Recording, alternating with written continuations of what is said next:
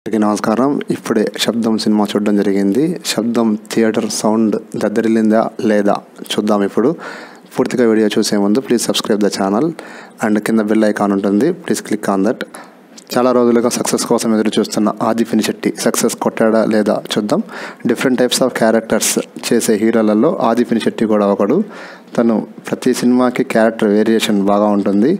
మీరు ఇంతకుముందు చూసిన సినిమాలలో సరైనోడు కానీ చాలా రీసెంట్గా వచ్చిన వారియర్, అంతకుముందు వచ్చిన సినిమాలు ఎటువంటి అయినా సరే క్యారెక్టర్కి సంబంధం లేకుండా టోటల్ డిఫరెంట్గా ఉండేలా చూస్ చేసుకుంటాడు.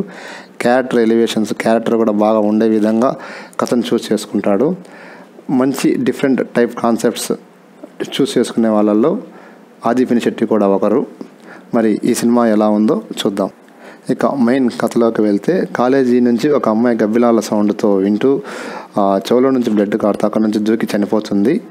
ఆల్రెడీ ఇంతకుముందు ఒక అబ్బాయి కూడా అలానే చనిపోయి ఉంటాడు. దానికి రీజన్ ఏంటి అని కాలేజీ వాళ్ళంతా అనుకుంటూ ఉండగా బయట రూమర్స్ అంతా కాలేజీలో దయ్యాలు ఉన్నాయి, ఇంకో విధమైన ఏంటి క్షుద్ర పూజలు జరుగుతున్నాయి అనేటువంటి మిస్ గైడెన్స్ ఉంటుంది. అందువల్ల కాలేజీ వాళ్ళు పోలీస్ కేసు పెట్టకుండా గోస్ట్ హంటర్ లేదా గోస్ట్ ఇన్వెస్టిగేటర్ని పిలిపించి అక్కడ ఏం జరుగుతున్నది అనేది తెలుసుకోవాలా అనేటటువంటి క్యూరియాసిటీతో ఎంక్వైరీ చేస్తారు. ఎంక్వైరీలో ఏంటంటే హీరో ఒక గోస్ట్ హంటర్ గోస్ట్ ఇన్వెస్టిగేటర్ లాగా చేస్తూ ఉంటాడు. హీరో వాళ్ళని పిలిపించి ఇక్కడ జరిగిందంతా చెప్పి దీనికి రీజన్ ఏంటో కనుక్కోమని చెప్తారు. హీరోయిన్ లక్ష్మీ మీనన్ అందులో ఒక ప్రొఫెసర్గా మరియు సీనియర్ కాలేజ్ స్టూడెంట్గా ప్రాక్టీస్ చేసే అమ్మాయిగా మంచి క్యారెక్టర్ చేసింది. ఇక హీరో ఇన్వెస్టిగేషన్ స్టార్ట్ చేసేటప్పుడు గోస్ట్లను ఎలా మాట్లాడతాడు ఏంటి అనేది డైరెక్టర్ బాగా క్రియేటివ్గా తీశారు. ఆ సౌండ్ దయ్యాల నుంచి వచ్చే వైబ్రేషను ఇతన్ని డీకోడ్ చేసి దాన్ని వినడము, తర్వాత ఇది చాలా ఇంటెలిజెంట్గా తీశారు డైరెక్టరు. సినిమా అయితే చాలా ఇంటెలిజెంట్గా తీశారు డైరెక్టరు. ఇక్కడ నుంచి హీరో కాలేజీలో ఉన్న ప్లేసెస్ అన్నీ ఏంటేంటి ఉన్నాయన్నీ రాసుకొని ఒక్కొక్క దాంట్లో నుంచి ఏదైనా వైబ్రేషన్ వస్తుందా లేదా అని ఎంక్వైరీ చేస్తాడు. చివరికి కాలేజీ యొక్క లైబ్రరీలో అటువంటి వైబ్రేషన్స్ వస్తున్నాయని తెలుస్తుంది. వస్తున్నాయని తెలుసుకొని హీరో వాళ్ళిద్దరూ ఎలా చనిపోయారు ఏంటి అనే దాని గురించి పోస్ట్ మార్టం ఆ కాలేజీలోకి వెళ్ళి వాళ్ళు చూస్తే వాళ్ళు కొంచెం కాళ్ళు వంకర చేతి వంకర తర్వాత ఇలా అవిటి వాళ్ళు చనిపోతే ఎలా ఉంటారో అలా ఉన్నట్టుంటారు. దానికి రీజన్ ఏంటి అనేది ఎంక్వైరీ చేస్తూ ఉంటాడు. తర్వాత ఇతను హీరో అమ్మాయిని కూడా కొంచెం సపోర్ట్ చేయమంటే హీరోయిన్ కూడా అతనికి సపోర్ట్ చేయకుండా ఉంటుంది. తర్వాత ఒకరోజు ఏమవుతుందంటే హీరో కాలేజీ హాస్టల్లో ఏమన్నా వైబ్రేషన్స్ ఏమన్నా వస్తున్నాయేమో అని ఎంక్వైరీ చేస్తే హీరోయిన్ వాళ్ళ రూమ్లోనే ఏదో వైబ్రేషన్ వస్తుందని హీరో కనుక్కొని హీరోయిన్ సపోర్ట్ చేయమంటే హీరోయిన్ సపోర్ట్ చేయదు.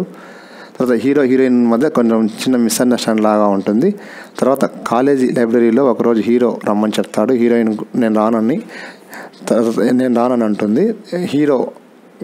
హీరోయిన్ వాళ్ళ ఫ్రెండ్స్తో కలిసి వైబ్రేషన్స్ డీకోడ్ చేయడానికి మిషన్స్ అన్నీ అరేంజ్ చేసి తర్వాత రెడీగా ఉంటాడు. ఇంతలో హీరోయిన్ వస్తుంది. రానన్నావు కదా వచ్చావంటే, లేదు మళ్ళీ నా వల్ల నీ ప్రాజెక్ట్ ఆగిపోకూడదు కదా, ఈ కాలేజీకి మంచి జరిగితే నాకు మేలే కదా అనే చెప్తుంది ఆ అమ్మాయి.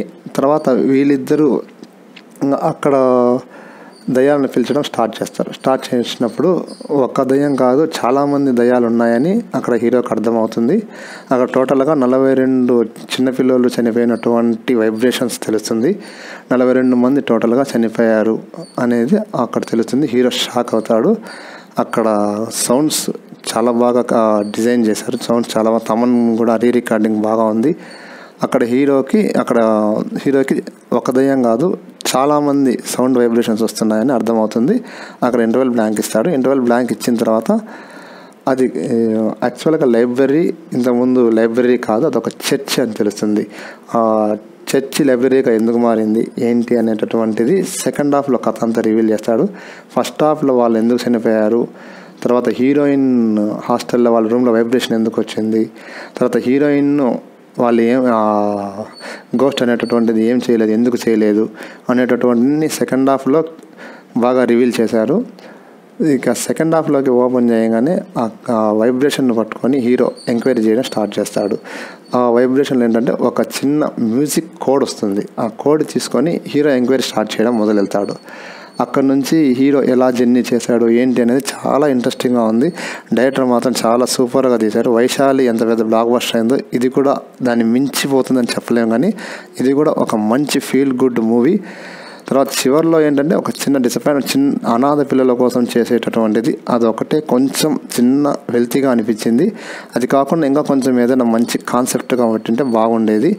ఓవరాల్గా సినిమా అయితే మ్యూజిక్ సౌండ్ మాత్రం దద్దరిల్లిపోతుంది.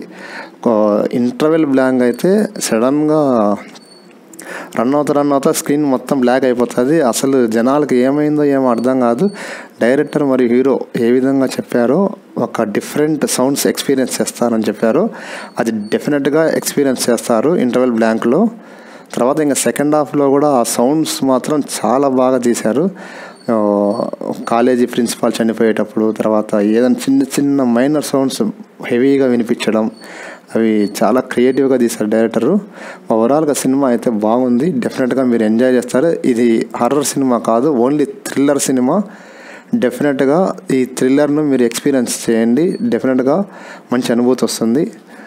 ఫస్ట్ హాఫ్ అంతా కొంచెం క్యూరియాసిటీ ఇంట్రెస్టింగ్గా వెళ్తుంది. సెకండ్ హాఫ్ కొంచెం అక్కడక్కడ ల్యాగ్ ఉన్న సినిమా అయితే ఓవరాల్గా అయితే బాగుంది.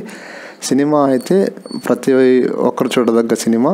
ఇక సెకండ్ హాఫ్లో సిమ్రన్ ఎంటర్ అవుతుంది. సిమ్రన్ ఏంటంటే అనాథ పిల్లలకు అమ్మలాగా మదర్ లాగా ఉంటుంది. మదర్ డయానా లాగా అవుతుంది.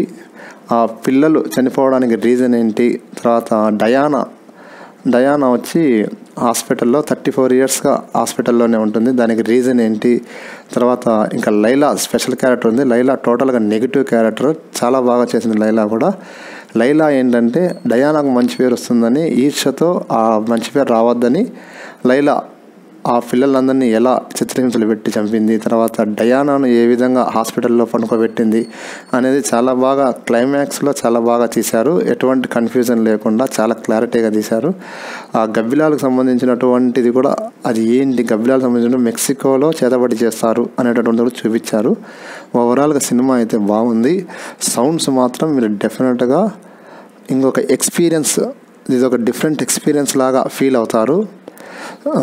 మీకు కనుక ఈ వీడియో నచ్చినట్లయితే please subscribe the channel. Thanks for watching.